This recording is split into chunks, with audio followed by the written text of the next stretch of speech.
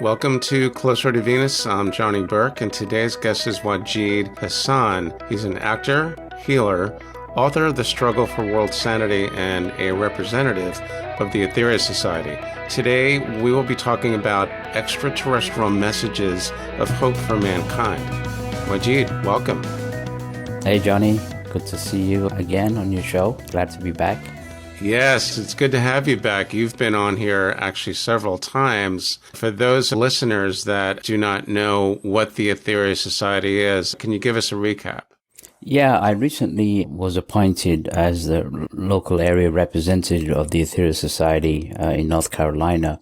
It's interesting that you bring up the Aetherius Society because we briefly discussed it last time, and one of your listeners actually was very inspired, and he went on the website, bought a couple of books, and now is a member in Toronto. So I got to give you credit for that, Johnny, for spreading the word and inspiring others to join. Like I say, podcasts like yours, your listeners have open minds when it comes to metaphysics, UFOs, different dimensions, paranormal, all these things. They intrigue people, but they don't have the right guidance. I believe that if people research the Aetherius Society, especially the leader, Dr. George King, who I've followed since the age of 17 for over 40 years, I didn't just haphazardly follow him. I did my own research.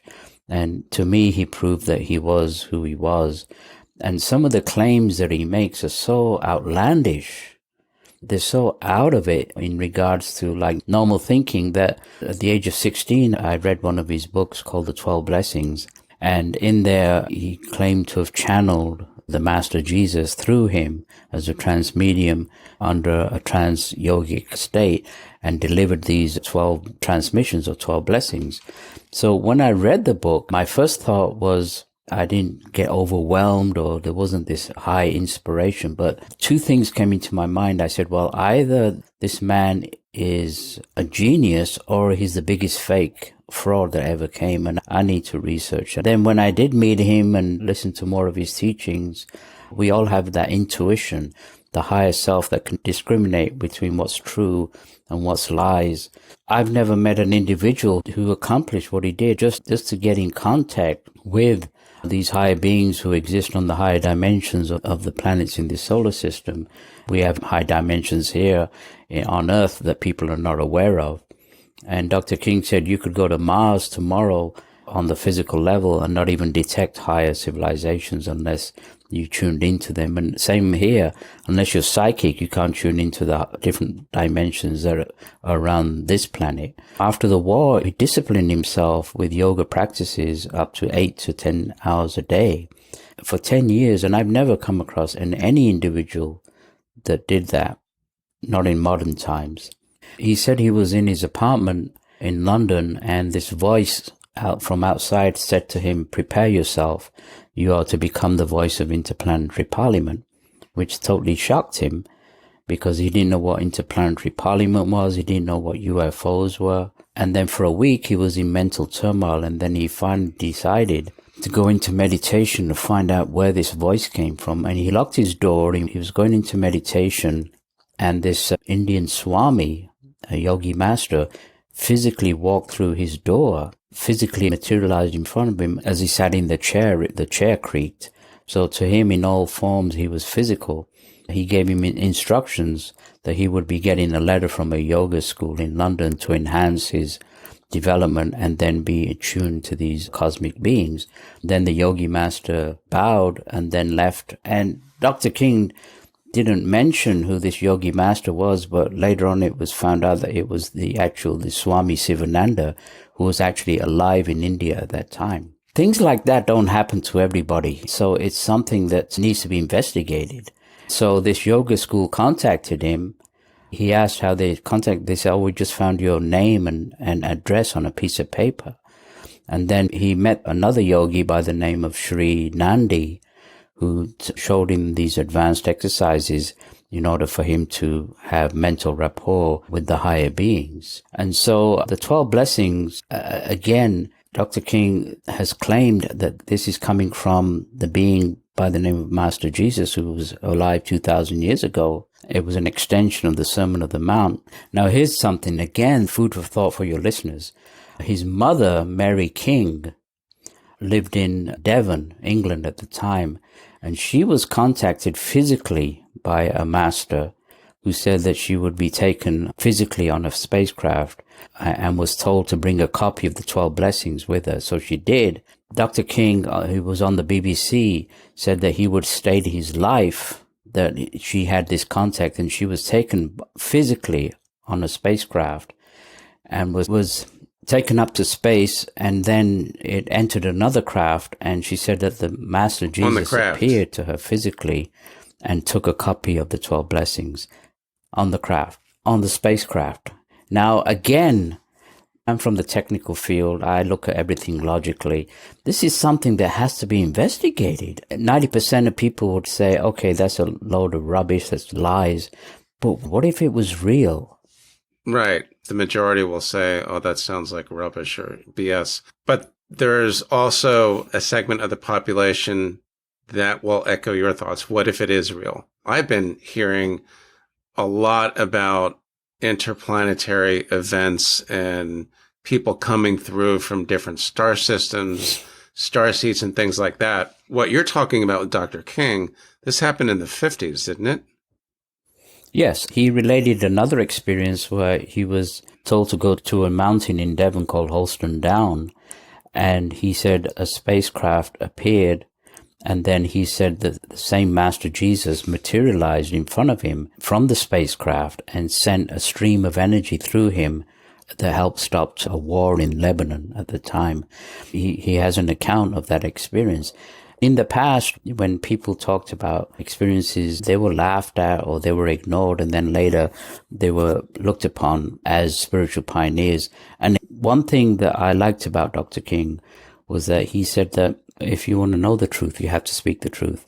And he made a solemn declaration before his God that every time he went on the platform, he would speak the truth. It is such a paradox. Either he was a fraud or a liar, or he was telling the truth. It's one thing or the other. It's got to be one thing or the other. And right. Speaking of which, let's talk about the messages of hope for mankind. They are mostly coming from, speaking of which, Mars and Venus. How is that happening? And do you have eyewitnesses, or how did you get this information? Well, he would actually go into this meditative yogic state where mental impulses were sent by these higher masters, which we term as cosmic masters. He would translate these mental impulses on a higher psychic center. They would then go through his brain and through his vocal cords and were physically recorded on tape. So he did over 600 of these transmissions that are available on audio. Some of them are classified, but most of them are not. And the 12 blessings was done that way, where he was overshadowed by the Master Jesus, who the cosmic beings claim that he is actually cosmic master from the higher dimensions of Venus. So even Christians today are questioning the Star of Bethlehem. Was it really a star that hovered over the stable? Another being who's from the higher dimension of Mars, by the name of Mars Sector 6, gave another profound teaching called the 9 Freedoms in the 60s, where he outlined the evolutionary cycle that goes beyond nirvana, that goes beyond the Bhagavad Gita Upanishads, some of the highest teachings in the world, and goes beyond that into infinity. And those are the kind of teachings, the 12 blessings, practices that, if used regularly, can give you high states of consciousness of peace and bliss as you send out peace to the planet. And the 9 freedoms are aspects of wisdom which go beyond terrestrial teachings for the last 18 million years that we've been here.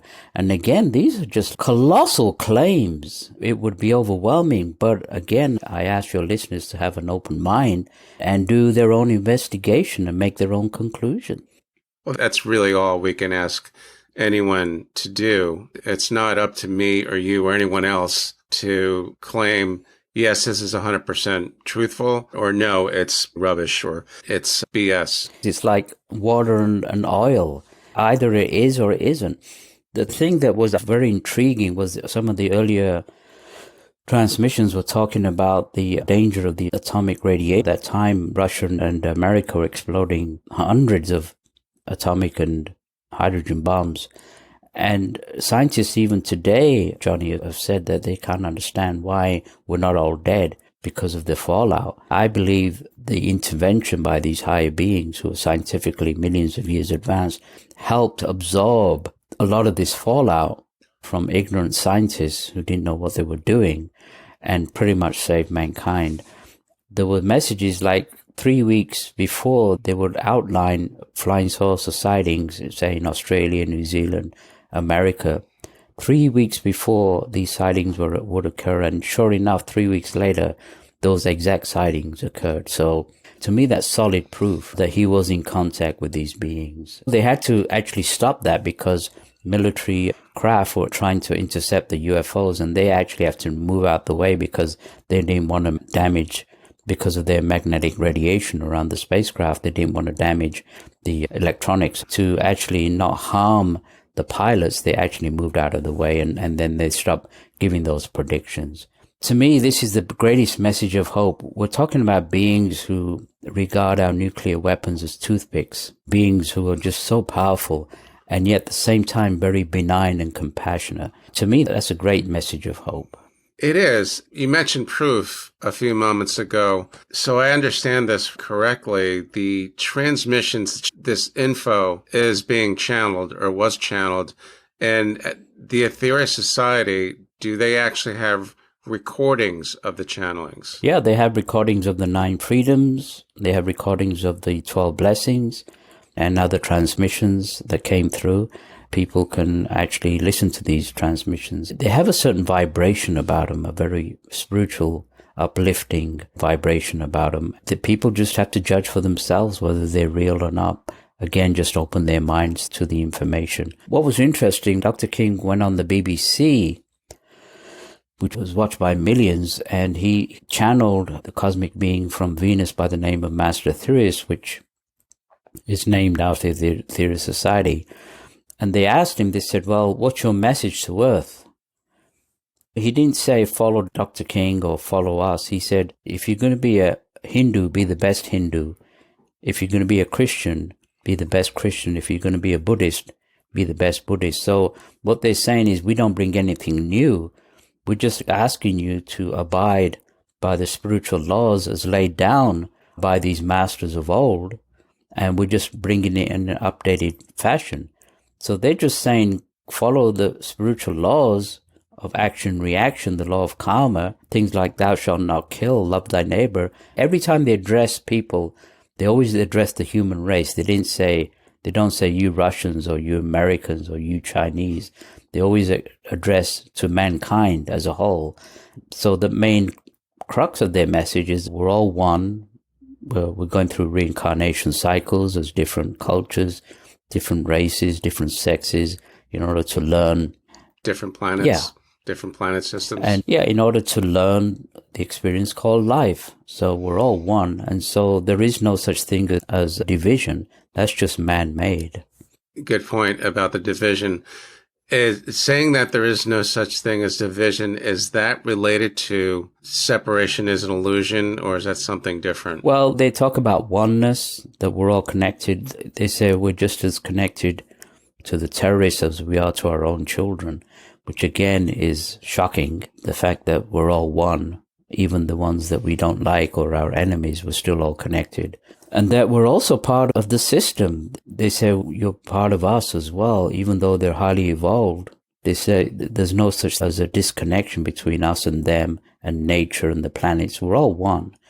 It's been deliberately induced into the minds over the centuries that people become obsessed with race and religion, thinking one race is superior or the other religion. Then on top of that, we add politics and wars.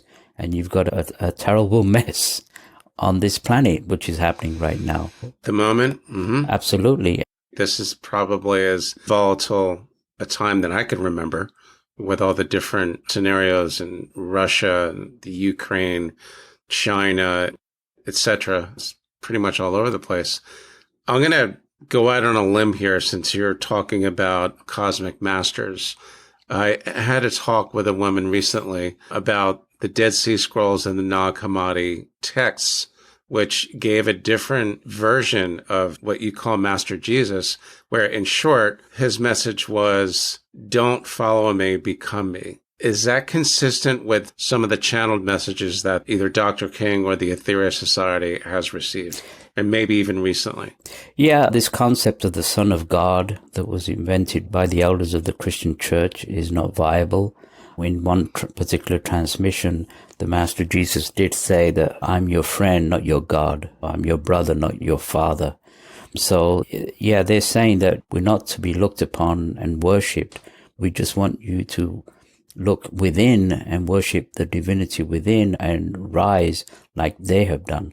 This concept of him coming down and saving us from our sins goes against the law of karma, because the main reason that he chose to be crucified was to manipulate karma, which stopped a terrible catastrophe from happening 2,000 years ago.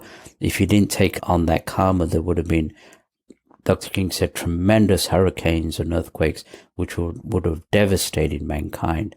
So his mission was predetermined, pre-planned, literally thousands of years before he even incarnated upon the earth.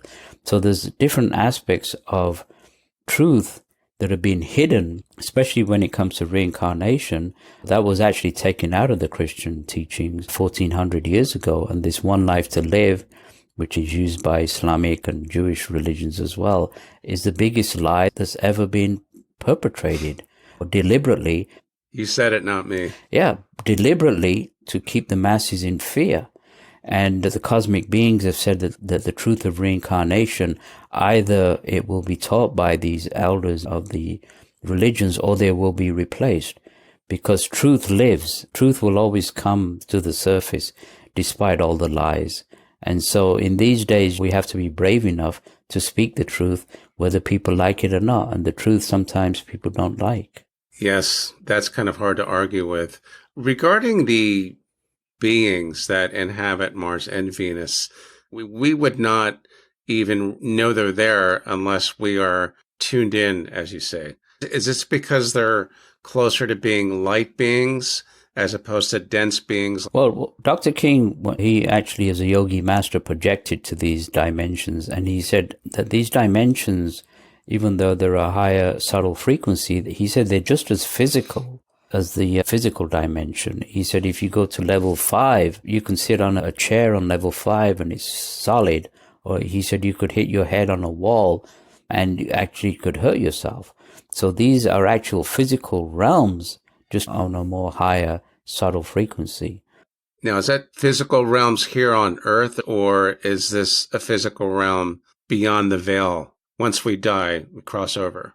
Yeah, well, Dr. King said there was 6 realms above us on the earth and 4 realms below us, and he projected to all these. And so it's logical that these other planets also have higher realms. They don't actually have lower realms, but they do have higher realms. He projected to these realms and physically interacted with these higher civilizations. He said that every planet in the solar system is inhabited except for Mercury. So if that's the truth, can you imagine the galaxy and the cosmos? It must be teeming with billions and billions of life streams.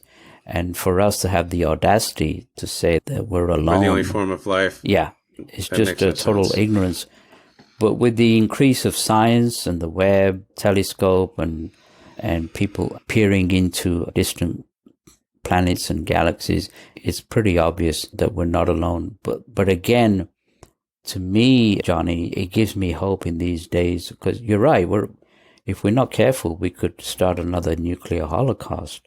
The gist of their message doesn't matter if they're from Venus or Mars or Saturn or elsewhere, but their message is that they've lived in peace for millions of years. They don't have wars. They don't have an economic system. They don't have famine. They don't have an economic system, which means they don't have currency and things like that. Yeah, they don't have any of that. They don't have graveyards because nobody dies. They live in ascended bodies. which they live in for like 20, 25,000 years. Old age is a disease that we actually have inflicted upon ourselves. We're not supposed to die when we're 80, 90. We're supposed to have ascended bodies. So what they're saying is they follow the spiritual laws and they live in peace. And they've also claimed that there's going to be an age of peace in the next couple of centuries that will ascend upon Earth, where she will raise her vibrations. There will be no wars or countries or economic system, but just open land and sea. And they're asking mankind in these days to send out spiritual power, which is so needed. It's a tangible energy, this healing energy of love. And they're asking people to send that regardless of race, color, creed, or religion. Just be of service and transmute this vibration that we've created that's caused all these problems. The monetary system, they say, is a cancer in the heart of spiritual man, because we're always in debt, we're always worried about money, and it's printed out of nothing, and it holds people hostage. It's the worst thing that we could ever have on this planet. To an ascended person, to an ascended being rather, it would seem that Earth and other planets like Earth, I don't know where they are or how to get there, but it seems like that lot of planets are rather crude and primitive. That's what it sounds like. Is that how they look upon us? They look upon us as a very savage, primitive, warlike race, but they also see our potential, and they've seen us rise in the past, and we destroyed civilizations in the past, and they want us to go back to our past, our evolutionary cycle where we were evolved and we were higher beings. So they're telling us again to realize our inner potential and go back and evolve and become the beings that we were supposed to be. We weren't supposed to be in this low cycle of evolution. This is our own making. There was one transmission where they said they approached another planet in this galaxy that was going through a similar problem like we are having on Earth right now. And they listened to the messages, they listened to the inspiration, the guidance, the love that was being transmitted by these beings. And they said within 50 years, the whole planet changed. So it's up to us to open ourselves. They said the more we cooperate with them, the more they will eventually come amongst us. But at this time, they're not allowed because we've created these conditions, and it's up to us. We have to change those conditions in order for them to help us more. So you believe that we were not really designed to die in these bodies. We were designed to have ascended bodies. That's our heritage. That's our part of our evolutionary scale. It's our birthright, which was explained in the 9 freedoms, that eventually we will become ascended masters, where we will have bodies. There's an ascended master on Earth. People have talked about Count Saint Germain, who through history, he lives in an ascended body and has appeared through history in the same body over the centuries. So those are the kind of beings that we're supposed to be, and not the kind of beings that we are now. What other beings, what other personages was this being? Count Saint Germain. Yeah, he would appear through different centuries as Count Saint Germain. And he would perplex the historians because he would appear in the 12th century and then the 14th century and then the 16th century in the same physical body as Count Saint Germain. Those are ascended masters of this planet that have chosen not to go to other planets and to help and stay with mankind. But that's another podcast of its own, yeah. I was going to say that's a story for another day, but that might be a different chapter. That's quite interesting. So we have the ability to be like this Count Saint Germain, although I would imagine it would take quite a bit of work to do so. But that is our heritage and our birthright, as you say, right? Yeah, the journey of 1,000 miles starts with a single step. You have to always start with evolution. And the safest way in the old yogic ways, raising the power within the Kundalini, would be done under the strict guidance of a yogi master. And they're advising us not to do that these days because it's such dangerous areas that we go. So they say the natural way to raise the power within is to send out prayers for world peace, for enlightenment. Then, of course, with karmic law, the more energy you send out, the more energy you get back. Eventually, they said that the Kundalini or the serpent power will rise in an unforced, natural fashion, which will open up the psychic senses within the body, and we will become enlightened. We will attain cosmic consciousness and ascension. But they're asking us to do it in a safer way, in a way that's needed right now. That's sending out prayer energy. I belong to a group that's on the internet called the 12blessings.org. So if people don't know how to send out the power, they can just go to that website. It's free, and you can give a chance to be of service. There's 3 forms of service. One is going out in the field like a doctor or a fireman and actually physically doing service. The other is giving to charity. And then the third, which is the most important these days, is sending out this tangible, real spiritual energy to a world that really needs healing. I agree. One of the greatest examples of healing was the Master Jesus himself, who used his power to raise the dead, cure the blind, heal the lepers. It's just that same energy. We're just not using it, that's all. Speaking of the Master Jesus, you believe that there is another Master coming to Earth. Tell us about that. It won't be the Master Jesus, because the Master Jesus has never left us. He's always been there.